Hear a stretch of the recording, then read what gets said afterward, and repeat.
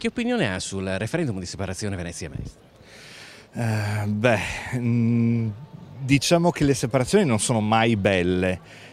Certo è che Mestre e Venezia sono due realtà completamente diverse che hanno bisogno comunque di attenzioni molto diverse.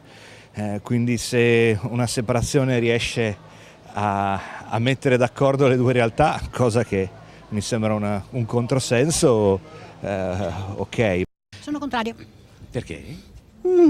Siamo un tutt'uno. Siamo tutt'uno, dobbiamo rimanere uniti. Assolutamente, assolutamente. Sono andati tutti là i ragazzi, soprattutto. Tutti i giovani sono andati a Mestre, perché è molto comodo anche avere la macchina, andare a fare le spese. Insomma, qui, lì, vendendo qua, o anche si comprava una villa se avevi qui una casetta. Quindi. Venezia non è Mestre e le esigenze sono diverse.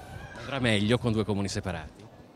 Non lo so, siamo pochi e credo che il referendum non serva a tanto, però da veneziana c'è la speranza. Sono 100 anni che vogliono farlo, è una follia.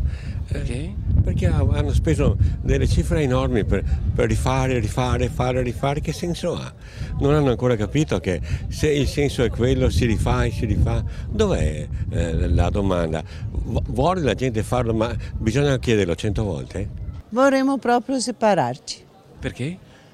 perché Venezia è un'entità e Mestre è un'altra, sono state accorpate, adesso mi pare che siano due cose diverse. Penso che Mestre sia automaticamente un'estensione di Venezia e non si possano separare.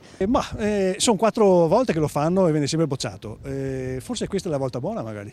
Perché lei è per la separazione? Ma a questo punto, siccome sono due città distinte, due città in effetti anche se è lo stesso comune, potrebbe essere una cosa forse valida a questo punto.